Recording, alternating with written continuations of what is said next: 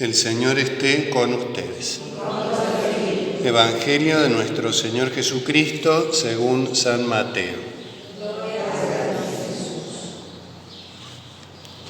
Cuando Jesús se enteró de que Juan Bautista había sido arrestado, se retiró a Galilea y dejando Nazaret se estableció en Cafarnaúm, a orillas del lago, entre los confines de Zabulón y Neftalí, para que se cumpliera lo que había sido anunciado por el profeta Isaías. Tierra de Zabulón, tierra de Neftalí, camino del mar, país de la Transjordania, Galilea de las naciones. El pueblo que se hallaba en tinieblas vio una gran luz. Sobre los que vivían en las oscuras regiones de la muerte se levantó una luz. A partir de ese momento Jesús comenzó a proclamar: conviértanse porque el reino de los cielos está cerca. Mientras caminaba a orillas del mar de Galilea, Jesús vio a dos hermanos, a Simón, llamado Pedro, y a su hermano Andrés, que echaban las redes al mar porque eran pescadores. Entonces les dijo: síganme y yo los haré pescadores de hombres. Inmediatamente ellos dejaron las redes y lo siguieron. Continuando su camino vio a otros dos hermanos, a Santiago, hijo de Zebedeo, y a su hermano Juan, que estaban en la barca con Zebedeo, su padre, arreglando las redes. Y Jesús los llamó. Inmediatamente ellos dejaron la barca y a su padre y lo siguieron. Jesús recorría toda la Galilea, enseñando en las sinagogas de ellos, proclamando la buena noticia del reino y sanando todas las enfermedades y dolencias de la gente. Palabra del Señor.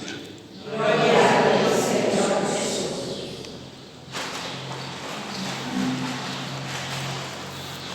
En este tercer domingo del tiempo ordinario, del tiempo durante el año, se nos muestra esta relación entre el anuncio profético de Isaías, muchos siglos antes de Cristo, y su cumplimiento en Cristo. Uno de los tantos casos donde el Evangelio muestra expresamente que se cumple lo anunciado en el Antiguo Testamento. Y este anuncio tiene que ver con el paso de las tinieblas a la luz, que es uno de los signos más contundentes, más sugestivos, más claros de la redención. Pasar de la tiniebla a la luz. Dice: un pueblo asentado, instalado en las tinieblas, en las oscuridades, ha visto una gran luz. La oscuridad, que es el signo del pecado, y la luz, que es el signo de la gracia, el signo de la presencia de Dios. Y tanto el profeta Isaías en el Antiguo Testamento como aquí San Mateo, citando al profeta, no habla solamente de una luz que se hace presente en medio de las tinieblas, Jesucristo salvándonos, redimiéndonos, sino de que ese pueblo ve la luz, la puede ver, la puede contemplar. Y entonces no solamente hay una luz que surge en medio de esa oscuridad, sino que hay una ceguera que se convierte ahora en visión. Jesucristo con su luz cura nuestra ceguera. Mirándonos nos hace ver, en otras palabras. De hecho, es lo que pasa cuando Jesús convoca a los apóstoles en este mismo acontecimiento. Nos dice: Jesús caminaba por la orilla del mar de Galilea, vio a dos hermanos, que van a ser los primeros apóstoles, y los llamó. Después, continuando su camino, vio a otros dos hermanos, otros dos apóstoles, y los llamó. Estas tres acciones que realiza aquí Jesucristo concretan esta profecía de Isaías. Jesús caminando, Jesús viendo y Jesús llamando, convocando. Y estas acciones de Cristo no son neutras, sino que son muy significativas. Porque ese caminar, después nos dice un poco más adelante, Jesús recorría toda la Galilea. Ese caminar es el caminar de Dios, que ha venido a nuestro mundo para recorrer los dominios de la muerte y cambiar la muerte en vida. Esto lo tenemos ya en el Génesis. Inmediatamente después del pecado original, nos dice el relato del Génesis, primer libro de la Biblia, que Dios caminaba por el jardín del Edén buscando rescatar al hombre de esa oscuridad en la cual se había sumergido. De hecho, Adán dice: escuché tus pasos por el jardín y tuve miedo y me escondí.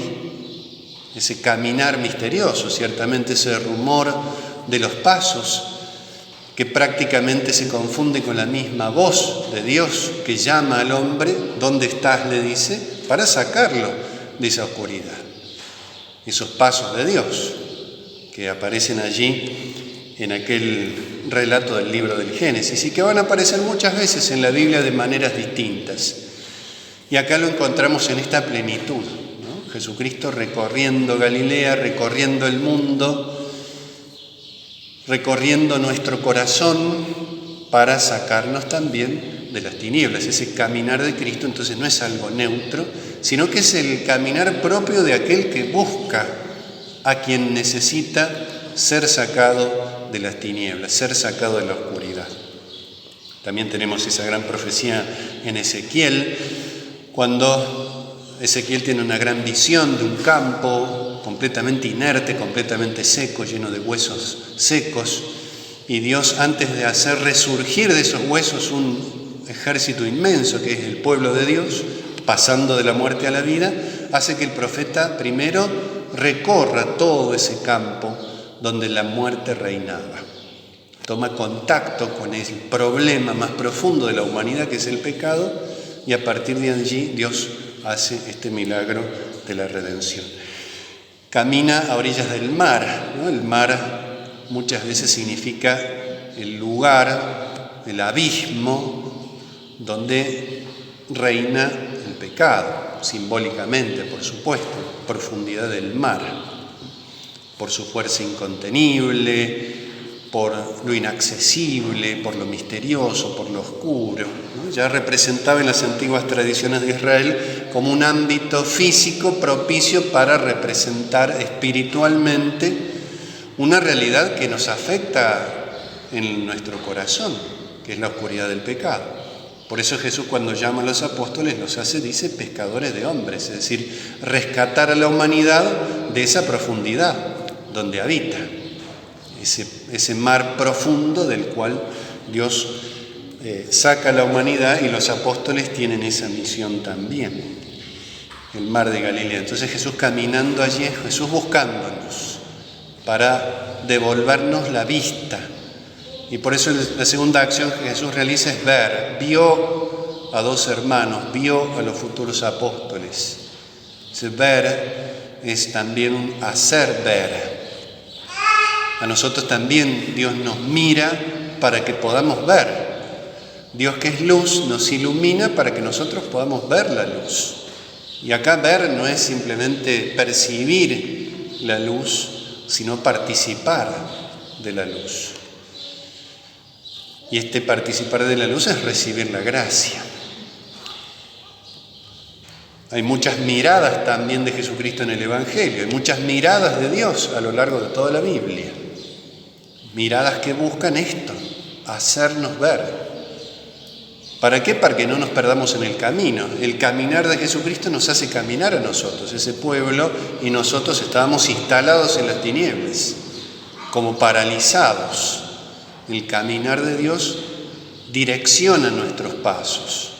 Pero para ir bien por el camino necesitamos ser iluminados. Por eso nos ve, nos hace ver. Y finalmente los llama a los apóstoles y también nos llama a nosotros. La palabra de Cristo suscita en nosotros el seguimiento, como cuando nos llama a alguien que nos quiere. Cuando tal vez nos llama a alguien con el cual no tenemos ningún vínculo o no nos interesa en absoluto, tal vez no le prestamos atención, pero si nos llama a alguien que nos quiere, que nos ama, que nos hace el bien, que busca nuestro bien, que es misericordioso, que es bueno, entonces prestamos atención.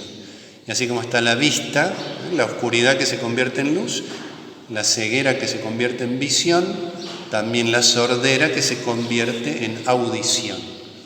Son todas realidades que la Biblia nos presenta también con estas imágenes físicas, pero que representan situaciones espirituales. De hecho, las denuncias de los profetas muchas veces tenían que ver con esto: un pueblo que se tapa los oídos, que se tapa los ojos, que no quiere oír, que no quiere ver, que no quiere convertirse. El gran anuncio del Evangelio de hoy es la conversión. La conversión es hacer lugar a Dios en el corazón.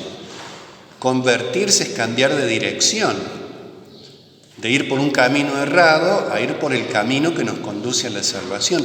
Para eso Jesús camina, para eso Jesús nos ilumina, para eso Jesús nos llama.